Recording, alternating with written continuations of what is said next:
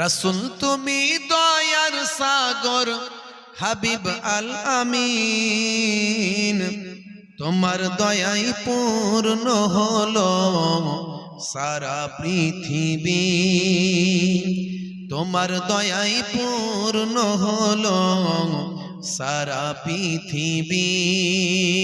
আল্লাহুম্মা সাল্লি আলা সাইয়্যিদিনা মাওলানা মুহাম্মদ ওয়া আলা আলিহি।